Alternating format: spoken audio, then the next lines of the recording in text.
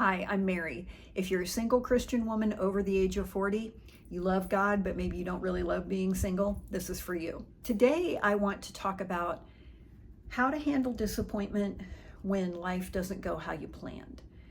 And listen, we're all going to have to deal with disappointment. It could be the relationship that didn't work out, the promotion that you really thought was yours that went to somebody else. Maybe you did all the things. You prayed, you had the vision board, you said all the affirmations, you did what you could to manifest the thing that you wanted, and things just didn't work out how you thought they would, and possibly they didn't work out how you thought that they should. And we'll go back and we'll replay conversations and analyze our decisions and what should I have done differently? What could I have done differently? And, just analyzing and picking apart every little thing to see if we can explain what happened. And, I think a lot of times the more that we try to pick something apart and understand it, just the more confused that we can become. And so I want to talk today about how do you start to move past disappointment. And number one, I would say, is you have to accept reality. Okay, before you can do anything to make any changes, you have to accept. Acceptance is the key. One of the things that I really get annoyed when people say to me is everything happens for a reason, because I don't really necessarily believe that.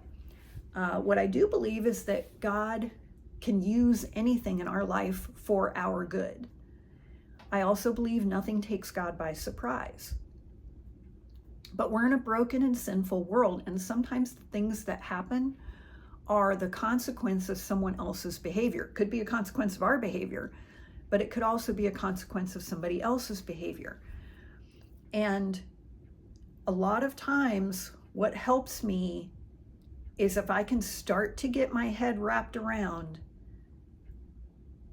this might be what was supposed to happen. Now, when I say that, your brain probably goes, no, it's not. This was not supposed to happen, but it is what happened. And I'm not suggesting that God causes everything to happen, but we're told that with God, there's no darkness in him whatsoever. And so God doesn't cause bad things to happen to us, but he does allow some things. And we're promised that he will use everything for our good. One of the things that I find to be helpful is if I can spend less time in why did this happen and this shouldn't have happened, and more time in this is what happened. This is where we are. This is the reality. And when you can start to wrap your head around reality, then you can start to figure out how to work with it and how to move through it. And I'm sure you've probably had the experience where something happened in your life and you didn't like it, but later down the road, you grew from it. God used it in some way to better you. I'm not saying that you prefer that something happened, but if you will work with him, God can use everything that happens in our life. So the second question is to say, what can I learn from this? All right. And I think this is where we really start to shift into partnering up with God. Amos 3:3 says, how can two walk together unless they be agreed? Well, how can we get in agreement with God so that he can bless us and, through and in spite of whatever the situation is? So a good question to ask is, what can I learn from this? Or what might God be trying to teach me in this situation? Or what is the good that could come from this? One of my teachers, I love it because she'll say like, oh goody, I can't wait to see the good that's going to come out of this. And I love that because it does. It's a good way to start to shift your mindset towards looking for God's hand in a situation and looking for his love and his presence. And we're told to give thanks in all situations. God doesn't expect us to give thanks for the situation, but to give thanks in the situation. Meaning, for example, let's say that you lose your job. I'm not saying that you should pray and say to the Lord, oh, thank you that I got fired. But perhaps you could say, Lord, I'm upset, I'm scared, I don't feel like this is fair, but I thank you that you are bigger than the economy, and I thank you that you've already lined up my next work opportunity, and please, direct me there. We're not supposed to say, well, Lord, thank you that all this bad stuff happened, but to say, Lord, I thank you that you are on the throne. I thank you that you are guiding and directing my steps.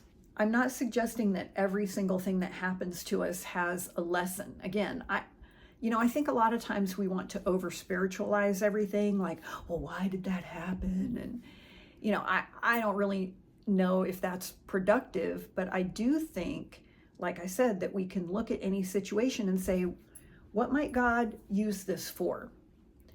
Or what is this trying to distract me from?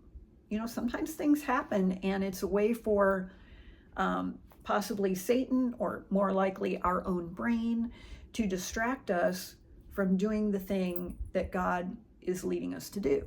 Sometimes a lesson that we can learn is detachment. And detachment doesn't mean that you stop caring. Detachment means that you unhook from the outcome that you want. You unhook from the, I need things to go this certain way. You unhook from that and say, you know what? I've done the best I can. Whatever happens now, let's just wait and see. Now, the word detachment really became more widely used after the book Codependent No More came out by Melody Beatty. And she's dealing with, the original use of the word codependent was dealing with people who were in close relationships with alcoholics or addicts. Because codependent meant you've got an alcoholic and they're dependent on the substance. And when you're in a close relationship with them, you may not ever drink at all, but it's like you're also dependent on the substance because that substance is controlling them and they're controlling you. And so the whole idea of codependency was this idea that you're just so enmeshed with this unhealthy person, and you're like a little paper bag being tossed in the wind, going, hither, thither, and yon. And that means that you don't have any type of a grip on your own life. And so the idea of detachment is to say, you know what, that person is going to do whatever they're going to do. And I am separate from them. And I can do whatever I'm going to do.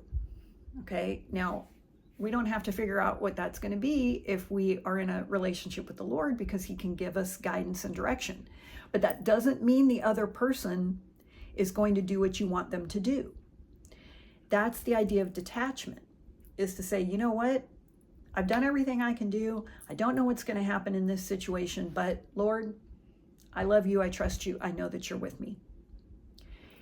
Now, that is putting you on the road to emotional maturity. And then especially if you can say, you know what, Lord, I am okay no matter what happens. So again, if you've watched any of my other videos, I sometimes like to watch, not sometimes, I watch 90 Day Fiancé. It's a reality show about people who they get engaged to someone from another country. They bring them to the United States on a K-1 visa, and they have 90 days to either get married or they get deported. And especially the women who are like over 45 on this show, what a lot of them will say is like, this is my last chance at love. If this doesn't work out, there won't be anyone else. If we don't get married, I'll be alone forever. I'm like, well, dang, talk about putting pressure on the boy. You know, like when you put that much pressure on, like, this has to work because this is the last chance. And then what you're saying is, if things don't go the way I want them to go in this relationship, I'm going to be destroyed. Well, you know, God is not here to co-sign our weakness. So you might as well just, first of all your pressure is probably going to cause the relationship to implode.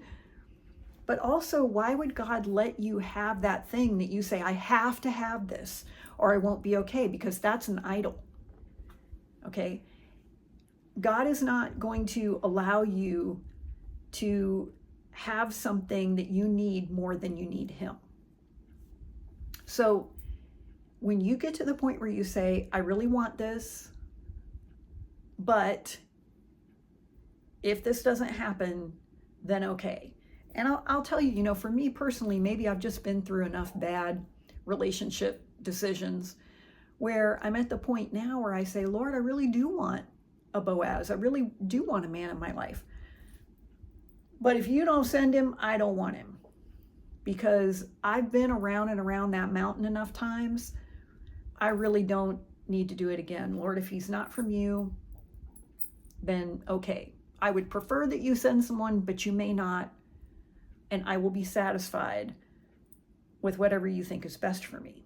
Number 3, in dealing with disappointment is, you know, it hurts. When things don't work out the way you were hoping, it really hurts. It stings. I remember one time at a job I worked at, my boss was retiring and I really wanted his job. And I had been talking to a coworker of mine. I thought that we were friends, and I was like on and on all the time about, I want that job, and oh, what if I don't get it? And he looked at me and he was like, Mary, nobody wants that job except you. You're gonna get it because no one else even wants it. You know, I got called into the vice president's office, and he said, we've made a decision about, you know, this job. And I was like, here we go, I'm getting promoted. And he says, we're going to give it to so-and-so. And it was my friend that I had been talking to. And he had been behind my back the entire time, back channeling so that he could get the job. Now, if he would have just said to me, listen, Mary, I know you want the job, but I want it too. So, you know, heads up, Trixie. One of us is going to get it, and it may not be you. I would have respected that. I would have said, okay. But he was behind my back, and they gave him the job. And I just remember, I mean, it took me a minute to, like, you know, get my bearings. And I even said to the vice president, I said, well, he and I were hired at the same time. Like, oh no, I said, well, you know, I've been doing this job in preparation for my boss to retire. Oh, well, he's been at the company longer. I said, well, I don't think so, because we were in employee orientation on the same day. Oh, well, he's been in the industry longer. And I was like, okay, whatever. They gave me a raise, and I really partially think that was to shut me up. But I just remember, like maybe the next day, I was in a staff meeting, and people kind of wouldn't even look at me. And the ones who did were like, hey, Mary, how you doing? Like they felt bad for me. Like they all knew, like, this was because everyone was like, Mary's going to get that job. And then when I didn't, they were all kind of like, oh man.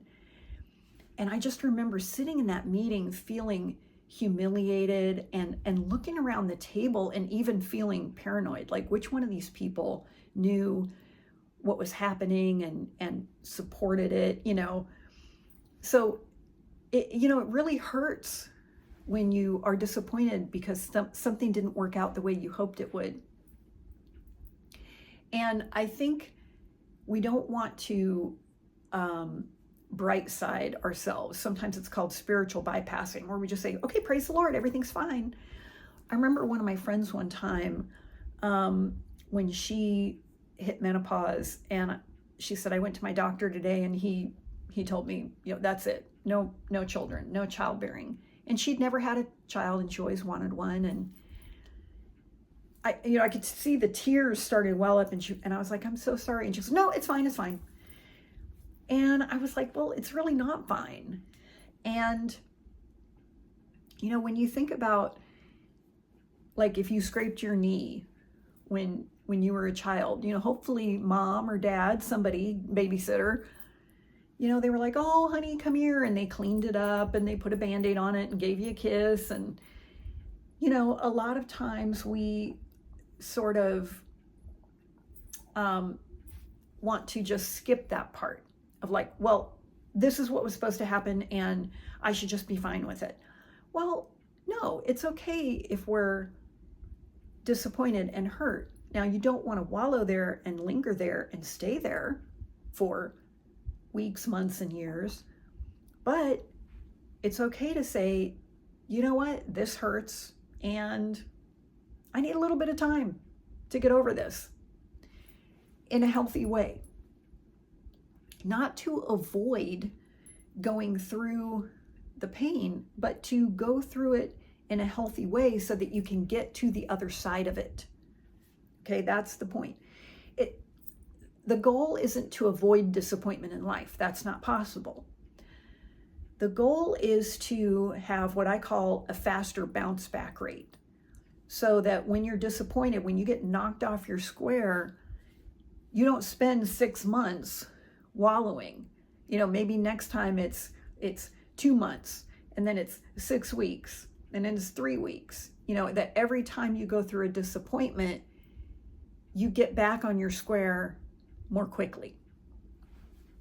Because that way you're not, like this paper bag that's being tossed on the wind all the time with no control over your own emotional regulation. I know some people, I guess, like the up and down, and I don't personally like that. I prefer more of an emotional even keel in my life.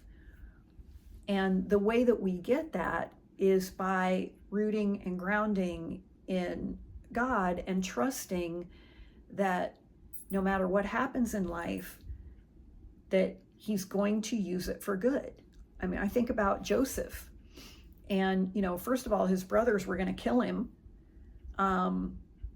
It was Reuben, the oldest brother, that said, guys, let's not kill him. Let's just sell him to some slave traders. So, here Joseph is taken as a slave and sold, ends up in the household of Potiphar. And he ends up, so that was unfair, what his brothers did. He's doing the best he can. He's doing a good job for Potiphar. Potiphar's wife takes a liking to him. He rejects her. And, there's no, what is it? Hell hath no fury like a woman scorned. And so she accused him of attacking her. And he sat in prison. And then he interpreted dreams for, the baker and the cupbearer for the king. And they both promised to remember him when they got out of prison, and they forgot about him. So he sat in prison for years and years over something he didn't do, until Pharaoh, he went to work in Pharaoh's house and was promoted to the point where Pharaoh said, the only person who will have more authority than you in Egypt will be me. And when his brothers came to get food because there was a famine and Egypt had food, and they went to Joseph and they realized who he was, and they were like, he's going to kill us. And Joseph said, what you meant for evil, God used for good to save much people alive. Like, what growth and maturity was that in Joseph, that he could look at all of what he went through and say, hey, God used all of those things to get me where I am right now, to save all these people from starvation. And that's what we're That's where we're trying to go, is to get to the point where God can, when we just stay rigid and angry and, this isn't fair, God can't really work with that. We've got to stay pliable where we can, go where God wants us to go.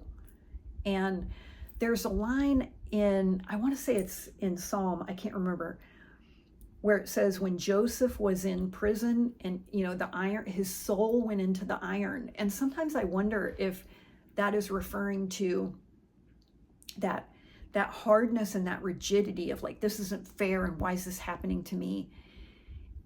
If that sort of softened and that made him pliable to where God could use him.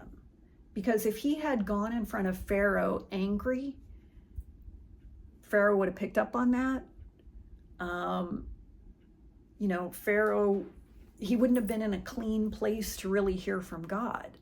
And so that's the point of where we want to get to with disappointment, is if we can reduce the time that we stay in the disappointment and hurt and the rigidity, and we can become more soft and pliable, that's the more quickly that God can bring about the good.